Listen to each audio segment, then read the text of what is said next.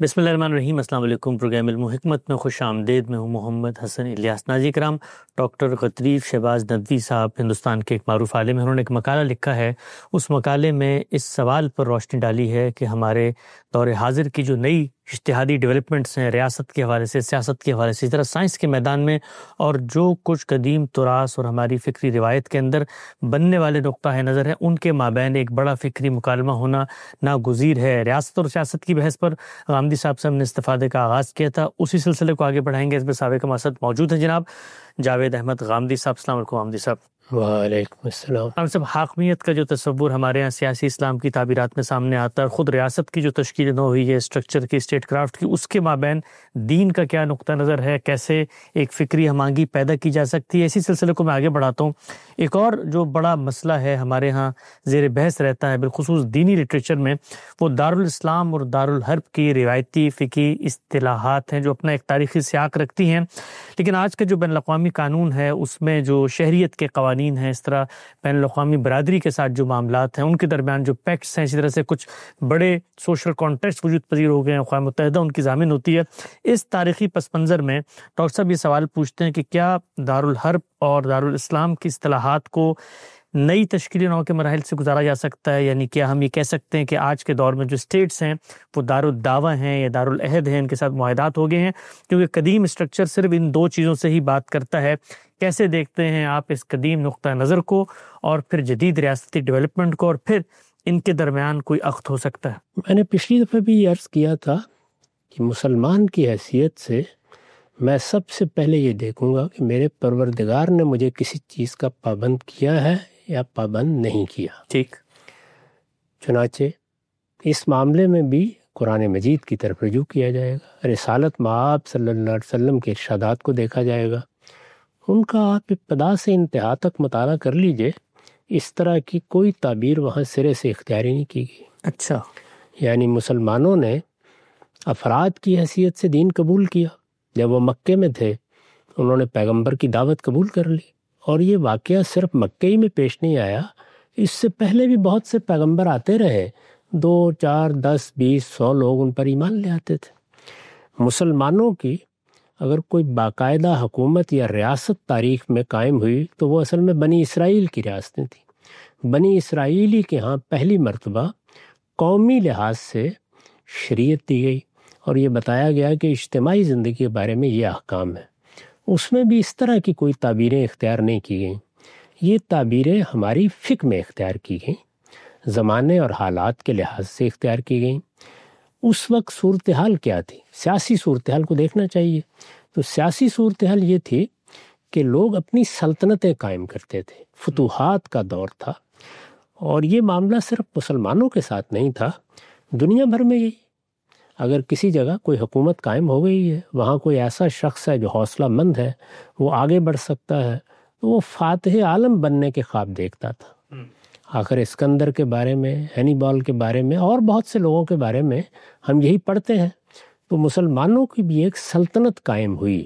اب ظاہر ہے کہ وہ سلطنت ہے، اس میں ان پر کیا ذمہ داریاں عائد ہوتی ہیں، ان کے کیا حقوق ہیں، وہاں رہنے والے مسلمانوں کے حقوق کیا ہوں گے، وہاں غیر مسلم اگر ہیں تو ان کے ساتھ کیا معاملہ کیا جائے گا۔ اس سے در حقیقت ہمارے ہاں سیر کا باغ وجود میں آیا، یعنی جو بین الاقوامی قانون ہے وہ بھی زیر بحث آ گیا، دوسری قوموں کے ساتھ کیا معاملات کرنے ہیں، یہ سب چیزیں زیر بحث آ گئیں۔ اس میں یہ اصطلاحات بھی اختیار کی گئیں، یعنی دارالاسلام کیا ہے، وہ جہاں مسلمانوں کی حکومت ہے، یا مسلمان وہاں یہ حیثیت رکھتے ہیں کہ وہ اپنی دین پر عمل کر سکیں، اس کے مطابق وہ زندگی بسر کر سکیں، اس کے احکام کا نفاذ کر سکیں۔ اسی طریقے سے باقی دنیا کے ساتھ ہمارا کیا تعلق ہوگا، اس میں ظاہر ہے کہ 2-3 نقطہ نظر ہو سکتے ہیں۔ ایک یہ کہ ہم نے کسی کے ساتھ کوئی معاہدہ کیا ہوا ہے، تو ظاہر ہے امن کا معاہدہ ہے اگر، تو وہ معاہدی کی حیثیت سے زیر بحث آئیں گے، اور اگر برسر جنگ ہے تو وہ دارالحرب ہی قرار پائے گا۔ تو یہ در حقیقت اس دور میں جو صورتحال تھی دنیا کی، اور مسلمان جس طرح سے اس کو دیکھ رہے تھے، یعنی مسلمان تو ظاہر ہے ایک اپنا زاویہ بنائیں گے، مسلمان جس طریقے سے اس کو دیکھ رہے تھے اس کے لحاظ سے یہ اصطلاحیں وجود میں آئیں۔ ان کا کوئی تعلق اس سے نہیں ہے کہ ہم ان کے پابند ہو گئے ہیں، یہ کوئی دینی اصطلاحات ہے، یہ آج بھی اختیار کرنی ضروری ہے۔ آج کے حالات میں ہم آج کے زمانے کو سامنے رکھ کے دیکھیں گے. میں نے یہ توجہ دلائی تھی کہ اس وقت تو صورتحال یہ ہے کہ دنیا میں جب فتوحات کے خاتمے کا اعلان کیا گیا، یہ اعلان کر دیا گیا کہ اب دنیا میں کسی ملک کو، کسی علاقے کو فتح نہیں کیا جائے گا، اور اگر کوئی فتح کرے گا تو اس کو وہ علاقہ خالی کرنا پڑے گا، وہاں وہ اپنی مرضی سے تصرفات بھی نہیں کر سکتے. یہی در حقیقت وہ بین الاقوامی قانون یا معاہدات ہیں جن کا حوالہ دے کر ہمارے ہاں اسرائیل پر تنقید کی جاتی ہے. تو یہ طے ہو گیا. جب یہ طے ہو گیا تو اب ظاہر ہے کہ دنیا میں لوگوں کو رہنا ہے، تو اس میں پھر قومی ریاستوں کا تصور پیدا ہوا، اور قومی ریاستوں کا یہ تصور جس کے ساتھ اب ہم معاملہ کر رہے ہیں، اگر غور کر کے دیکھیں تو اس کے پیچھے بھی ایک بہت بڑی چیز ہے. وہ یہ ہے کہ دنیا میں بڑے پیمانے پہ مہاجرت ہو چکی ہے. یعنی لوگ مختلف ملکوں میں گئے ہیں، انہوں نے وہاں جا کے مستقل رہائش اختیار کر لی ہے. آپ مغربی ملکوں میں دیکھ لیں، مسلمان ملکوں میں بھی، یعنی اب تو پابندیاں لگ گئیں پچھلی 1 صدی میں. اس سے پہلے تو ایسی پابندیاں نہیں تھیں. چنانچہ آپ کو شام میں، آپ کو عراق میں جس طرح مسلمان ملیں گے اسی طرح سے مسیحی بھی ملیں گے. بعض ملکوں میں بدھ بھی ہوں گے، بعض میں بہائی ہوں گے، بعض میں اور باقی مذاہب کے پیروکار ہوں گے. ہمارے بر صغیر میں بھی آپ دیکھ لیں یہی صورتحال ہے. یعنی آپ پاکستان میں دیکھ لیں، بنگلہ دیش میں دیکھ لیں، یہ مسلمان حکومتیں ہیں، لیکن یہاں پر بھی بہت بڑی تعداد ہندوؤں کی رہی ہے، سکھوں کی رہی ہے. بنگلہ دیش میں اب بھی موجود ہے. اسی طرح کی صورتحال باقی مذاہب کی ہے. اس میں یہ تصور پیدا کیا گیا کہ قومی ریاستیں وطن کی بنیاد پر قائم کی جائیں. یعنی اس کے علاوہ فی الحال کوئی چارہ نظر نہیں آ رہا تھا. تو جب دنیا میں فتوحات کے دور کو آپ نے، فتوحات میں تو یہ تھا کہ میں نے اگر ایک علاقہ فتح کر لیا تو میں اس کی سرحدیں طے کر دوں گا، اور اس میں تعلق بھی حاکم اور رعایا کا ہوتا تھا. یعنی اس تعلق کی نوعیت بھی بالکل متعین تھی. زمین حکمران کی ہے، وہ لوگ رعایا بن چکے ہیں، وہ جس طرح چاہے گا ان کے ساتھ معاملہ کرے گا. اس میں بھی کچھ قوانین تھے، کچھ ضابطے تھے، ان کو ملحوظ رکھا جاتا تھا، لیکن بنیادی بات یہ تھی. تو اب یہ سوال پیدا ہوا کہ کیا کیا جائے. تو اس میں پھر یہ طے کیا گیا کہ اس وطن میں جو لوگ بھی بس رہے ہیں وہ سب برابر کے شہری ہیں. ان کو اب اپنا نظم حکومت قائم کرنا ہے. تو وہ نظم حکومت کس اصول پر قائم کریں گے یہ وہ مل بیٹھ کے طے کر لیں. یہ بات ہو گئی. اس میں اب آپ کس لحاظ سے کچھ چیزوں کو بارے میں متعین کریں گے. یعنی ہمارے ہاں مسلمان ملک ہیں جن میں زیادہ تعداد مسلمانوں کی ہے. ایک جزیرہ نما عرب کے سوا باقی تو ہر جگہ مختلف قومیں موجود ہیں. آپ دیکھیے ملائیشیا میں کیا صورتحال تھی. یعنی بڑی تعداد وہاں چینیوں کی تھی، ان میں کوئی مسیحی تھا، کوئی بدھ تھا، کوئی کسی اور مذہب کا ماننے والا تھا. ایک کافی بڑی تعداد وہاں پر خود ہندوؤں کی تھی، ساؤتھ انڈینز. تو یہ سب چیزیں جتنی ہیں یہ اب ملی جلی ہیں ان قومی ریاستوں میں. تو اس میں آپ کیا نام دیں گے ان کو؟ تو یہ بحثیں ہو نہیں سکتی کسی لحاظ سے بھی. اب تو آپ کو قومی ریاستوں نے جو صورت طے کر دی ہے اس کے لحاظ سے معاملہ کرنا پڑے گا. تو اگر کسی جگہ اس اصول کو مان لیا گیا ہے کہ یہ ایک قومی ریاست ہے، اس میں رہنے والے تمام باشندے برابر کے شہری ہیں، ان کو حق حاصل ہے کہ یہ اپنا نظام قاعدے کے مطابق بنائیں. وہ کوئی قاعدہ ہو سکتا ہے جس پر لوگوں کا اتفاق ہو جائے. اگر یہ طے ہے تو مجھے یہ بتائیے کہ کس لحاظ سے آپ اس کو دارالاسلام یا دارالکفر یا دارالحرب یا کوئی اور چیز قرار دیں گے. یہ سب قومی ریاستیں ہیں. ان میں ہمیں اب صرف یہ دیکھنا چاہیے کہ کیا ہم وہاں پہ دین کی دعوت دے سکتے ہیں، کیا ہم وہاں دین پر عمل کر سکتے ہیں. ہمارے دین پر عمل کرنے میں کوئی پابندی تو نہیں لگائی گئی. ہم وہاں نماز پڑھیں گے، ہم وہاں مسجد بنائیں گے، ہم وہاں لوگوں کو دین کی دعوت دیں گے. یہ صورتحال موجود ہے تو اس کا مطلب یہ ہے کہ آزادی کے ساتھ وہاں رہ رہے ہیں. تو اس کو آپ جو نام چاہے دے دیں. آپ اس کو دارالدعویٰ کا نام دے دیں، دارالامن کا نام دے دیں. کوئی دینا ہے تو دے لیں، ورنہ میرے خیال میں اس کی کوئی ضرورت نہیں ہے. واضح تقسیم ہے. جس جگہ ہمیں اکثریت ہوگی وہاں ہمارا حق ہے کہ ہم وہاں اپنے قانون پر عمل پیرا ہوں، اور انفرادی نہیں بلکہ اجتماعی زندگی کے بارے میں ہمارے دین نے جو احکام دیے ہیں ہم ان کا نفاذ بھی کریں. اور جس جگہ یہ ہماری حیثیت نہیں ہے وہاں مسلمان کمیونٹی ہے، تو مسلمان کمیونٹی کو البتہ اپنے اندر وحدت پیدا کرنی چاہیے. اپنے مذہبی معاملات کو انجام دینے کے لیے کوئی قاعدہ ضابطہ بنانا چاہیے.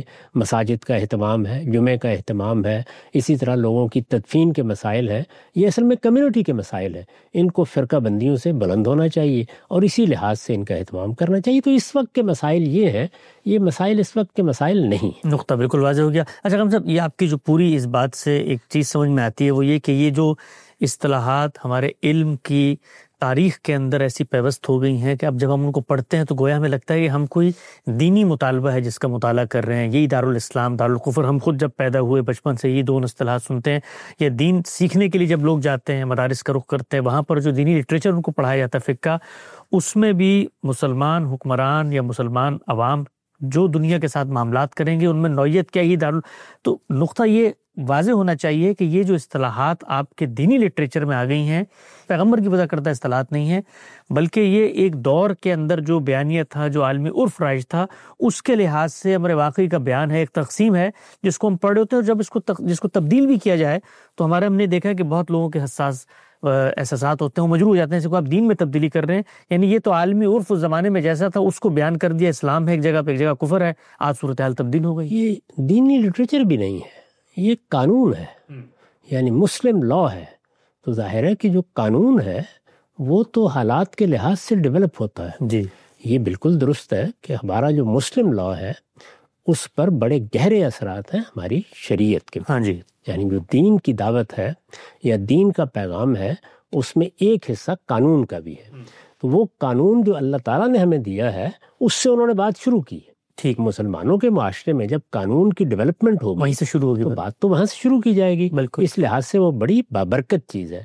لیکن اس سے آگے جو کچھ ہے وہ اصل میں قانونی نتائج ہیں جو انہوں نے چند اصولوں کو سامنے رکھ کے متعین کیے ہیں، اور اپنے زمانے اور اپنے حالات کے لحاظ سے، اور ظاہر ہے کہ ہر جگہ مذہبی تعلیمات بھی ملحوظ ہیں، انہوں نے کچھ اصطلاحات قائم کیے ہیں، کچھ قاعدے قائم کیے ہیں. یہ مسلم لا ہے.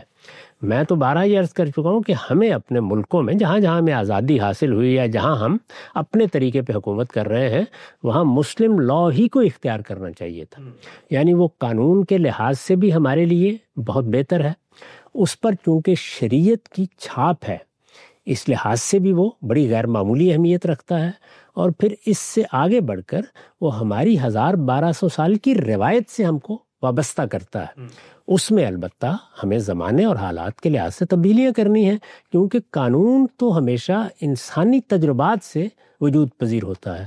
اس میں عرف کا لحاظ بھی ہوتا ہے، اس میں کسی خاص علاقے کی روایات کا لحاظ بھی ہوتا ہے، رسوم رواج یہ بھی اس کا بعض اوقات ماخذ بن جاتے ہیں.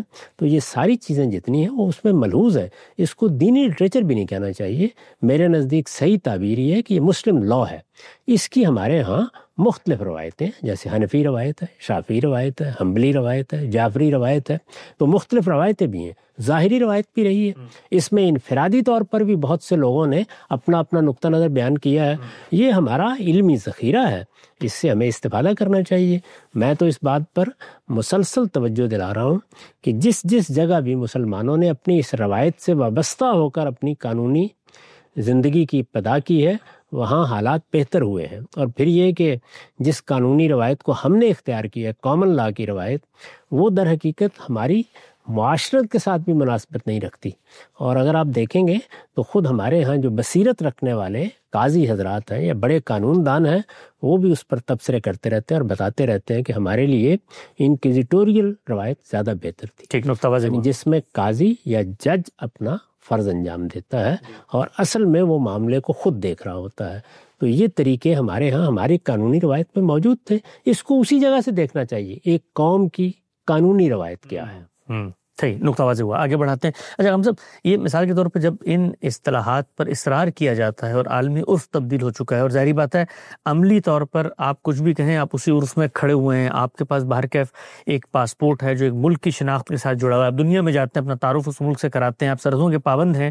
ان سب کے باوجود ایک طرف تو ہمارا عملی رویہ یہ ہوتا ہے کہ ہم ملکوں میں حکومت ہیں، ووٹ دے رہے ہیں، سب کچھ ہو رہا ہے، اور ساتھ ساتھ جب ہم یہ اپنا لٹریچر پڑھتے ہیں اور اس پہ اصرار کرتے ہیں تو اس سے جو عالمی عرف ہے، عالمی طاقتیں ہیں، دنیا بھر کے باقی معاشرے ہیں، ان کو بھی تو ہمیں پیغام دے رہے ہوتے ہیں کہ جو کچھ تم نے بنایا ہوا یہ اسٹرکچر سا، اس میں ہم توان و کرن موجود تو ہیں، لیکن بار کے ہمارا جو حقیقی بازیافت ہے وہ یہی ہے کہ ایک عالم اسلام ہوگا ایک طرف، اور ایک طرف پورا عالم کفر ہوگا، اور ہم لوگ گویا کہ باہمی طور پہ دست و گریباں ہیں، کلیش کا تاثر جاتا ہے سویلائزیشن کی.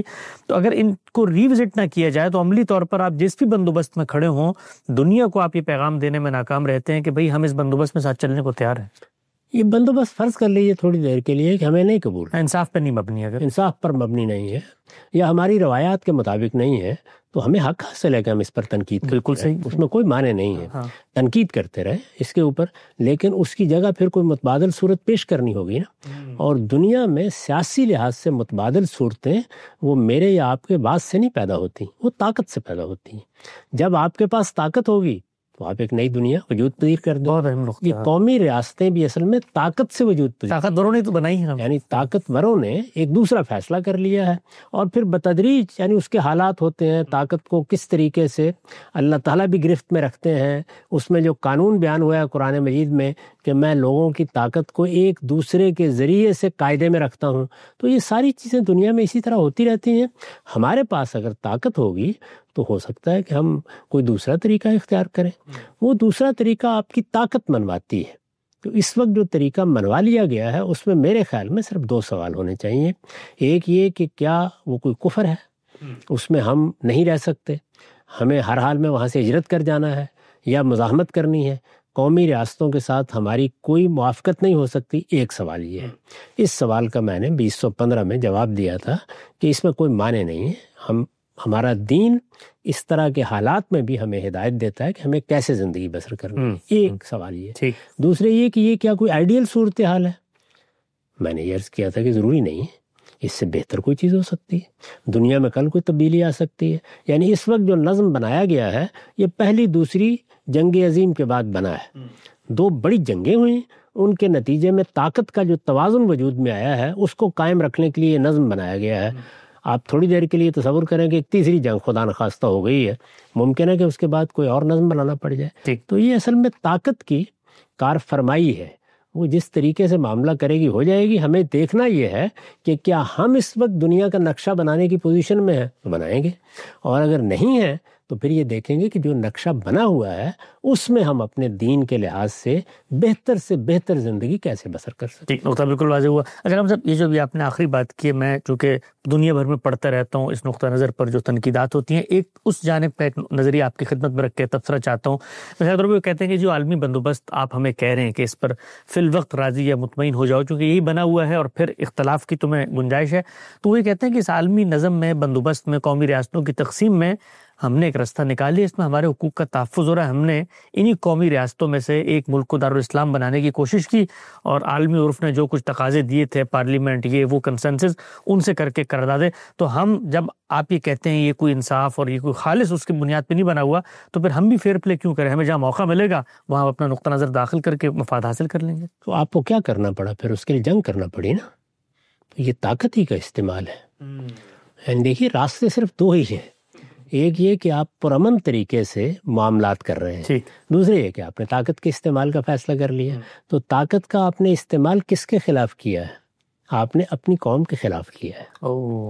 یعنی آپ نے افغانستان میں اگر یہ اقدام کیا ہے یا کسی اور جگہ کیا ہے، یا مثال کے طور پر اس سے پہلے سعودی عرب کی حکومت قائم ہوئی تو اس میں کیا ہوا؟ یعنی اپنی قوم کے خلاف طاقت، اپنی قوم کو فتح کرنا پڑا، اپنی قوم کو فتح کرنا پڑے گا۔ تو اس کا مطلب کیا ہے؟ اس کا مطلب رستے دو ہی ہیں، یعنی یا آپ فتوحات کریں گے، اور جب آپ فتوحات کرتے ہیں تو اس کے نتیجے میں جو ملک فتح ہو جاتا ہے یا علاقہ، اس میں پھر آپ ہیں، آپ کو اس میں معاملہ کرنا ہے۔ دنیا دیکھ لے گی کہ اس نے آپ کی فتح کو قبول کرنا ہے یا نہیں قبول کرنا۔ اس سے پہلے جو فتوحات ہوئی ہیں ان کو دنیا نے قبول کیا ہوا ہے۔ یعنی سعودی عرب میں جب عثمانیوں کے خلاف فتح ہوئی تو اس کو قبول کر لیا گیا۔ اسی طرح کی صورتحال افغانستان میں بھی ہے، ابھی قبول نہیں کیا گیا۔ میں تو بارہا یہ کہتا ہوں قبول کر لینا چاہیے، قبول کر کے آگے بڑھنا چاہیے، یعنی معاملہ کرنا ہوگا نا۔ یعنی آپ قبول کر کے پھر اس کے بعد اس میں بہتری کے اسباب پیدا کرتے رہتے ہیں۔ لیکن ہوا کیا ہے؟ ہوا یہ کہ آپ نے اپنی قوم کو فتح کر لیا ہے۔ تو اسی طریقے سے کسی اور قومی ریاست میں لوگ اپنی قوم کو فتح کر لیں گے تو اس کے بعد وہ اپنے طریقے سے جو نظام چاہیں گے بنائیں گے۔ ابھی شام میں یہی ہوا ہے۔ جی، نقطہ بالکل واضح ہو گیا، آگے بڑھاتے ہیں سلسلہ گفتگو کو۔ اچھا ہم صاحب، یہ تھا دارالاسلام اور دارالکفر کا جو ایک پورا مسلم تہذیبی روایت میں پس منظر موجود ہے، اس کو موجودہ دور کے اندر جو اسٹیٹ کرافٹ ڈیولپمنٹ ہوئی ہے، کیا ہم آہنگی کا کوئی رستہ ہے؟ اس پر آپ نے گفتگو کی، آگے بڑھاتے ہیں۔ ایک اور بہت اہم مسئلہ وہ یہ ہے کہ ہمارے ہاں جو اقتدار کی منتقلی کے بارے میں کچھ اصطلاحات وجود پذیر ہو گئی ہیں، جیسے کہ شورا کا نظام ہونا چاہیے، ان اصولوں کو یعنی فطری طور پہ دیکھا جائے تو اس کی اپلیکیشن کے اندر ڈیولپمنٹ ہوگی، لیکن ہم یہ دیکھتے ہیں کہ جو ہمارا تاریخی لٹریچر ذخیرہ وہ کوئی میکینزم باقاعدہ طور پہ نہیں دیتا. اب موجودہ ماڈرن اسٹیٹ کرافٹ میں میکینزم سامنے آ چکے ہیں، وہ ڈیموکریسی کے ہیں، اس کے اتنے ماڈلز ہیں، اتنی اس کی تفصیلات ہیں. تو تصور تو ہمارے ایبسٹریکٹ میں موجود ہے، یعنی ہم بھی یہ کہتے ہیں کہ مشورہ بہر کیف ہوگا تبھی حکمرانی لیجیٹیمیٹ ہوگی. اب اس مشورے کے جو نئے میکینزم بن چکے ہیں اس کو جو ہمارا دینی طبقہ ہے وہ چونکہ مغرب میں ڈیولپ ہوا ہے تو وہ قبول کرتے ہوئے ذرا تھوڑا سا ان کے ابا ہوتا ہے. اس میں درمیان کا رستہ آپ کو کیا لگتا ہے؟ یعنی کوئی بیچ میں مسلم ڈیموکریسی کے ماڈلز بننے چاہیے، خود ہماری شورائیت کے نظام میں سے نکلنے چاہیے، یہ جو ماڈرن ڈیموکریٹک سسٹم یا بن چکے ہیں عالمی عرف میں ان کی قبولیت کے درمیان برجنگ کا معاملہ کیسے ہو سکتا ہے؟ اس میں دیکھیے جو مسئلہ پیش آتا ہے وہ یہ ہے کہ آپ کو ریاستیں مل گئیں. ہاں، یعنی ایسے نہیں ہوا کہ آپ نے پہلے بیٹھ کے ایک نظام بنایا ہے، ٹھیک، اس کے بعد آپ دنیا میں نکلے ہیں، پھر آپ نے کوئی ریاست قائم کی ہے. آپ کو مل گئیں. جی، جب وہ مل گئیں دنیا نے اس کے لیے حدود اربع قائم کر دیے. یہ عراق بن گیا، یہ شام بن گیا، یہ جزیرہ نما عرب ہے، یہ افغانستان ہے. یہ حدود متعین ہو گئے. جب یہ حدود متعین ہو گئے تو اگلے دن آپ کو کوئی نظام قائم کرنا ہے. اب اس میں آپ کے پاس انتخاب کیا ہے؟ ایک طریقہ یہ ہے کہ آپ بادشاہت قائم کر دیں. تو ہمارے ہاں بادشاہت کی روایت موجود تھی. یہ معلوم ہے کہ شریف خاندان، شریف مکہ جیسے کہتے ہیں، یہ موجود تھا پہلے سے. اسی میں آپ دیکھیے مختلف لوگوں کو لیا گیا اور عراق میں، شام میں، اردن میں حکومتیں قائم کی گئیں. جی، اسی طریقے سے آل سعود کی حکومت وہاں قائم کر دی گئی. ابھی بھی امارات موجود ہیں جن میں آپ 6-7 حکومتیں اسی طریقے سے تاریخی پس منظر میں قائم کیے ہوئے ہیں. ہم نے ملیشیا میں دیکھا کہ وہاں پر بھی 300-400 سال پہلے کی جو ریاستیں تھیں اسی طرح قائم ہیں. ہندوستان میں 12 عرض کر چکا ہوں کہ 514 کے قریب ریاستیں موجود تھیں.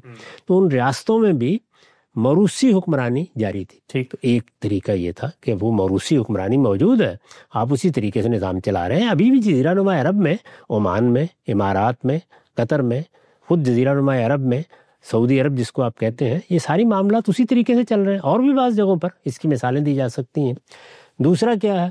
دوسرا یہ ہے کہ جو نظام مغربی قوموں نے بنا دیے ہوئے ہیں، جیسے پارلیمانی جمہوریت ہے، جیسے صدارتی نظام ہے، اس میں سب سے نمایاں مثال امریکہ کی تھی.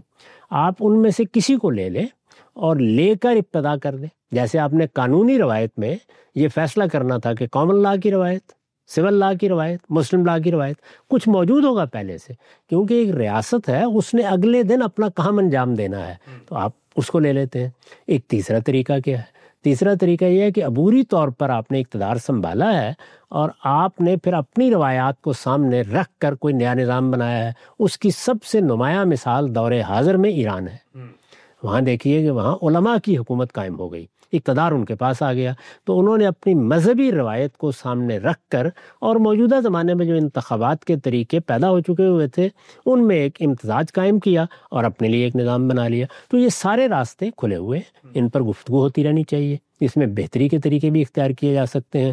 جن ملکوں میں دساتیر بن گئے ہیں ان میں بھی کوئی مہر نہیں لگ گئی. وہاں کے اگر ارباب دانش، وہاں کے علماء، وہاں کے سیاستدان، زعماء سب ملتے ہیں اور مل بیٹھ کے وہ کہتے ہیں کہ ہم اپنے یہاں کوئی نیا دستوری نظام بنانا چاہتے ہیں، ضرور بنائیں. اس میں بھی وہی ترتیب ہوگی. اہل علم اس پر کام کریں گے، اس کی تنقیح ہوگی، مختلف تجاویز سامنے آئیں گی، اس کا ایک عمومی رجحان پیدا ہوگا. لوگوں میں جس چیز کو زیادہ قبولیت حاصل ہو جائے گی، سیاستدان بھی اس کو اختیار کرنے کے لیے تیار ہو جاتے ہیں. تو اس طریقے سے تدریجی طور پر آپ مختلف مراحل سے گزرتے ہیں. یہ عملی مسئلہ ہے، اس میں باہر بیٹھ کر کچھ نہیں کیا جا سکتا. جو کچھ دنیا میں موجود ہوگا وہاں سے آپ ابتدا کریں گے. اور دنیا میں کیا موجود ہے؟ بادشاہت موجود ہے یا آمریت موجود ہے. آمریت جس میں کسی ایک گروہ، کسی ایک طبقے کی حکومت قائم کی جاتی ہے، جیسے کمیونسٹ حکومتیں قائم ہوئیں. کم و بیش ایسی صورتحال افغانستان میں ہے. تو یہ جتنے پہلے سے ماڈل موجود ہیں اس میں کوئی نیا معاملہ نہیں ہوا. یعنی لوگوں نے اپنے طریقے میں کچھ تبدیلیاں، کچھ تغیرات کر کے اس کو ایک صورت دے دی ہے. اسی کو دیکھ لیجئے پارلیمانی جمہوریت برطانیہ میں، وہاں بادشاہ ہے. یہاں یہ ضرورت محسوس ہوئی کہ ریاست کا سربراہ کون ہوگا، وہاں تو بادشاہت ہے. جو کانسٹیٹیوشنل مونارکی ہے اس کا تو ایک اپنا نظام ہے. تو کیا کیا گیا؟ پھر صدارت کا ایک منصب تخلیق کیا گیا. تو دنیا نے اس طریقے سے تغیرات بھی کیے ہیں. ان سب چیزوں کو سامنے رکھ کر ہم بھی بہت سی تبدیلیاں کر سکتے ہیں. اس میں ہمارے دین نے ہم پر کوئی پابندی نہیں لگائی کہ ہم فلاں نظام کی پابندی کریں گے، فلاں طریقہ ہوگا. یہ البتہ کہا ہے کہ ارباب حل و عقد کو متعین ہونا چاہیے، ان کے ذریعے سے اور ان کے مشورے پر نظام کو قائم ہونا چاہیے. یہ لوگ ہیں جنہوں نے فیصلہ کرنا ہے. مسلمانوں کو جتنے احکام دیے گئے ہیں وہ مسلمان جماعت کی حیثیت سے دیے گئے ہیں. اصل فیصلہ ان کے پاس ہے، وہ طے کریں گے کہ ان کے ہاں کیا نظم ہونا چاہیے.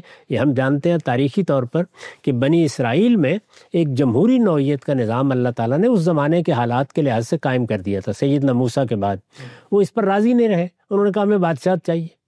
خود اللہ تعالیٰ نے ان کی اس بات کو قبول کر لیا. تو اس کا مطلب یہ ہے کہ فیصلہ کس نے کرنا ہے؟ لوگوں نے. یعنی آپ تورات کو پڑھیے، اس میں باقاعدہ تنبیہ کی گئی انہیں کہ یہ کیا کرنے جا رہے ہو، بادشاہت میں یہ ہوگا یہ ہوگا یہ ہوگا. انہوں نے کہا ہمیں بادشاہ چاہیے. قرآن نے بھی اس کو نقل کیا اس واقعے کو. چنانچہ طالوت کو پہلا بادشاہ مقرر کر دیا گیا اور پھر ان بادشاہوں کو نبوت دی گئی، جیسے سیدنا داؤد ہے اور سیدنا سلیمان ہے. تو اس سے یہ اللہ تعالیٰ نے واضح کر دیا ہے کہ اس فیصلے کی بنیاد اسی زمین پر ہے. لوگوں نے طے کرنا ہے. ریاست کا نظم لوگوں نے اپنی ضرورت سے پیدا کیا ہے.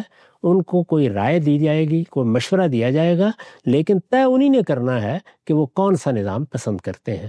تو لوگوں کا کام ہے وہ اس میں جو فیصلہ چاہے کر لیں.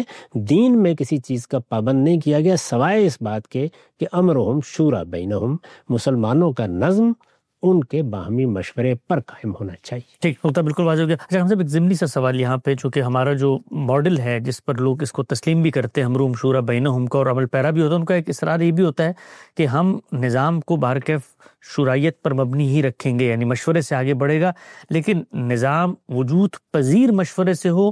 یہ صراحت کہاں سے آپ داخل کرتے ہیں؟ اس لیے کہ بن گیا جو بھی نظام ہے، جو وہاں کے لوگوں نے، چاہے آپ نے مثال کے طور پر افغانستان لے لیں، کانکر کر لیا ہم نے، اب ہم اس کے بعد مشورہ کریں گے، لیکن یہ بننے سے پہلے مشورہ ہونا، اس پر ہمیں کیسے آپ پابند کر سکتے ہیں؟ یہ تو میں نے بڑی تفصیل سے بحث کی ہے اپنی کتابوں میں کہ امرہم شوری بینہم کے معنی یہی ہے. چنانچہ آپ میری کتاب میزان میں دیکھیے، میں نے اس میں مولانا سید ابواللہ صاحب مودودی کا ایک طویل اقتباس نقل کیا ہے تفہیم القرآن سے. اس میں انہوں نے بھی پوری صراحت کے ساتھ یہ بتایا ہے کہ یہ جملہ لازم کرتا ہے کہ مسلمانوں ہی کو حق حاصل ہے، انہی کو فیصلہ کرنا ہے، ان کے ذریعے سے نظام وجود میں آئے گا. تو جب اصل اختیاری مسلمانوں کے پاس ہے تو یہ نافذ کرنے والے آئے کہاں سے؟ انہی کو فیصلہ کرنا ہے. تو اللہ کے دین کا حکم تو یہی ہے کہ مسلمان قوم یہ فیصلہ کرے گی کہ اس کو کن لوگوں کو حکمران بنانا ہے. وہ اپنے ارباب حل و عقد کا تعین کرے گی. وہ کس طرح کا نظام بنانا چاہتے ہیں لوگ اپنی مرضی سے بنا لیں، لیکن اس کی بنیاد اللہ تعالیٰ نے خود رکھتی ہے اور وہ امرہم شوری بینہم ہے. اس لفظ کے، اس جملے کے، اس کے سیاق و سباق میں اس کے معنی کیا ہیں، اس پر جو لوگ چاہیں وہ تفصیلی گفتگو پڑھ سکتے ہیں. ٹھیک، نقطہ بالکل واضح ہو گیا. غام صاحب کی یہ تفصیلی گفتگو ہماری 23 اعتراضات سیریز میں بھی زیر بحث آئی ہے اور ان کی کتابوں میں بھی موجود ہے. آگے بڑھاتے ہیں سلسلہ گفتگو. غام صاحب، دو اور پہلو ہیں ریاست اور سیاستی کی اس بحث میں، بالخصوص جو شہریت کے حقوق ہیں، ماڈرن جو ہمارے سیکولر اسٹیٹ کا تصور ہے اور اس کا جو مذہب اور اسٹیٹ کا ریلیشن ہے اس پس منظر میں. تو آج جدید ریاست جو مذہب کی، شہری کی مذہبی حیثیت کے حوالے سے کچھ معیارات قائم کرتی ہے اور وہ یہ کہتی ہے کہ بھائی ریاست کا اس سے کوئی تعلق نہیں ہوگا کہ شہری کی مذہبی حیثیت کیا ہے، جبکہ ہمارا جو مسلمانوں کا تہذیبی پس منظر ہے اس میں تو مذہبی حیثیت ہی سے شہریت کے حقوق متعین ہوتے ہیں. بھائی یہ ذمہ ہے، یہ مستامن ہے، یہ مثال کے طور پہ وہاں پر مومن کی حیثیت سے رہتا ہے. تو اس جو ڈائلما ہے، جو ایک کرائسس ہے ہماری ماضی کی روایت اور ماڈرن جو اسٹیٹ کرافٹ کے اندر جو تبدیلیاں آئی ہیں، اس کو حل کرنے کا کیا رستہ ہے پھر؟ ہمارے دین میں مسلمانوں کے حقوق بیان کیے گئے ہیں. یعنی مسلمانوں کو اللہ تعالیٰ نے وہ کیا حقوق ہیں جو دے دیے ہیں، ان کے فرائض کیا ہے، ٹھیک، وہ متعین ہے. میں نے ان کو حقوق و فرائض ہی کے عنوان سے اپنی کتاب میزان میں قانون سیاست کے زیر عنوان بیان کر دی. ٹھیک، تو اس کو دیکھا جا سکتا ہے وہاں پہ. وہ مسلمانوں کے حقوق و فرائض ہے. اب مسلمانوں کو کسی علاقے میں کیا حیثیت حاصل ہے؟ ایک حیثیت یہ ہے کہ آپ نے اس علاقے کو فتح کر لیا ہے. تو یہ اصل میں فتح کرنے کے بعد اب مفتوحین کو آپ نے کس طرح سے دیکھنا ہے، یہ وہ معاملہ ہے. یہ جس طرح پرانے زمانے میں دیکھا جاتا تھا اسی کے لحاظ سے ہمارے یہاں بھی قانون بنا ہے. موجودہ زمانے میں جو قومی ریاستیں ہیں یہ وطن کی بنیاد پر بن گئی ہیں. اس میں آپ برابر کے شہری ہیں. یہاں آپ کے پاس طے کرنے کا کوئی حق ہی باقی نہیں ہے. قومی ریاست میں ہر شخص اپنی جگہ پر کھڑا ہے. خود آپ کی یہ حیثیت کہ آپ پاکستانی ہیں وطن نے متعین کی، ظاہر ہے یہ دین نے متعین نہیں کی. تو آپ جس معاہدے کے مطابق اب ایک قومی ریاست میں شریک ہیں اس کو سامنے رکھ کر ہی طے کیا جائے گا نا کیا کرنا ہے اور کیا نہیں کرنا ہے. تو اس میں آپ اپنے طریقے پر کوئی بات کیسے کر سکتے ہیں؟ جو مسلمانوں کے حقوق ہیں ان کی جانب توجہ ضرور دلائی جائے گی. وہ ہمارے ہاں لکھے ہوئے موجود ہیں، وہ حقوق ہیں جن کو کوئی ان سے سلب نہیں کر سکتا. اس کو میں نے بڑی وضاحت کے ساتھ اپنی کتابوں میں بیان کیا ہے، بڑی وضاحت کے ساتھ جوابی بیانیہ میں ایک پورے نقطے میں بیان کیا ہے کہ ان کے کیا حقوق ہیں، کیا ذمہ داریاں ہیں. اور یہی معاملہ آپ اسلام اور ریاست میں دیکھ سکتے ہیں. تو مسلمانوں کے وہ حقوق اگر آپ ان کا مطالعہ کریں تو ان میں سے 90% تو اس وقت پوری دنیا میں مان لیے گئے. اس لیے ان میں کوئی مطالبہ کرنے کی ضرورت نہیں ہوتی. چند چیزیں ہیں ان سے متعلق گفتگو ہو سکتی ہے، اور وہی گفتگو ہم بھی کرتے رہتے ہیں، لوگوں کو توجہ بھی دلاتے رہتے ہیں، اور مختلف جگہوں پر وہ چیزیں مطالبے کی صورت بھی اختیار کرتی ہیں. وہ میں نے گن کے بتا دیا ہے کہ یہ حقوق ہیں جو مسلمانوں کے لیے اللہ نے طے کر دیے ہیں. ایک زمانے میں اللہ تعالیٰ نے طے کر دیے تھے لیکن لوگ نہیں مانا کرتے تھے. اب تو ان میں سے بہت بڑی تعداد ایسی ہے جس کو لوگوں نے مان لیا، عالمی سطح پر مان لیے گئے، بین الاقوامی قانون میں مان لیے گئے، بلکہ حکومتوں کو بین الاقوامی طور پر ان کی پابندی کرنی پڑتی ہے. تو اس وجہ سے بہت چھوٹا سا معاملہ ہے. جیسے مثال کے طور پر یہ کہ زکوٰۃ کے علاوہ کوئی ٹیکس نہ عائد کیا جائے. اب یہ حق ہے اور ظاہر ہے کہ پھر زکوٰۃ دینا مسلمانوں کا فریضہ قرار پا جاتا ہے کہ حکومت کے اس کو حوالے کرے. اس پر گفتگو کرنے کی ضرورت ہے، توجہ دلانے کی ضرورت ہے. یا مثال کے طور پر یہ بات کہ مسلمان حکمرانوں کا فرض ہے کہ وہ جمعے اور عیدین کا اہتمام کریں، تو یہ ایک فریضہ ہے جس کی جانب توجہ دلانی ہے. اس میں کوئی شک نہیں کہ ایسی بہت سی چیزیں ہیں جو متعین طور پر بیان کی جا سکتی ہیں لیکن ان کا غیر مسلموں سے کوئی تعلق نہیں ہے. وہ مسلمانوں سے متعلق حقوق ہیں. ٹھیک نقطہ واضح. اچھا ہم سے آپ نے فرمایا کہ یہ مثال کے طور پہ ریاست کی جو نوعیت ہے وہ طے کرے گی کہ شہریت کے وہاں پر حقوق اور یہ مذہب کی جو بحث ہے. تو قومی ریاست میں تو ٹھیک ہے چلیں یہ بحث پیدا ہی نہیں ہوتی، لیکن جن جگہوں کو لوگوں نے فتح کیا، مثال کے طور پر افغانستان کو طالبان نے فتح کیا ہے تو وہ یہ آگے بڑھ کے کہیں جی کہ اس کو ہم نے فتح کیا تھا، اب ہم اپنے لحاظ سے طے کر رہے ہیں کہ جن کو مفتوحین ہیں ان میں سے کون ذمہ ہے کون مستعمر ہے. تو یہ کہ آج بھی یہ بات کی جا سکتی ہے کیا؟ یعنی مسلمانوں کو فتح کیسے کیا جا سکتا ہے؟ پہلے تو اس پہ گفتگو. صرف مسلمان ہی ہیں. ہاں بالکل مسلمان ہے تو مسلمانوں کو فتح کرنے کا حق آپ کو کس نے دیا کس نے؟ اچھا پہلے یہ بات ہوگی. یہ بات ہوگی مسلمانوں کے ہاں تو یہ فتح کا کوئی تصور مسلمانوں کے لیے تو ہو ہی نہیں سکتا. اگر آپ نے کسی اور کو فتح کیا تو اس پر بھی گفتگو کہ اس کی وجہ کیا؟ وہ ظاہر ہے کہ بین الاقوامی قانون میں ہوگی، عمومی اخلاقیات دین میں جہاد کی جو پوری. لیکن افغانستان میں تو 80-90% مسلمان بستے ہیں. ٹھیک، مسلمانوں کو آپ نے کیسے فتح کر لیا؟ یعنی مسلمانوں کو تو ان کی شریعت نے حق دے رکھا ہوا ہے کہ ان کو اپنا نظام خود طے کرنا ہے، ان کو اپنے حکمران خود مقرر کرنے ہیں، انہیں اپنے ارباب حل و عقد کا تقرر خود کرنا ہے. وہ پاکستان میں ہوں تو وہاں بھی اللہ کا دیا ہوا حق ان کے پاس موجود ہے. تو مسلمانوں کا کوئی ایک گروہ کیسے فتح کر سکتا ہے؟ یہ ایک نادر چیز ہے جو موجودہ زمانے میں ہم نے دیکھی. نقطہ بالکل واضح ہو گیا ہے. جدید دور کے اندر پیدا ہونے والی نئی روایات، سیاست اور مذہب، اسی طریقے سے جو شہریت کے حقوق ہیں اس باب میں، اور ساتھ ساتھ جو کچھ ماڈرن ڈیولپمنٹس ہوئی ہیں سوشل سائنس میں، اس کو سامنے رکھ کے مسلم تہذیبی روایت کے اندر جو نقطہ نظر بنے ان کے مابین ایک فکری مکالمے کی جہت کیسے تلاش کی جا سکتی ہے، اس پر ہم سب سے گفتگو کر رہے ہیں. وقت یہاں پہ ختم ہوتا ہے، دوبارہ حاضر خدمت ہوں گے. اب تک آپ کا بہت شکریہ.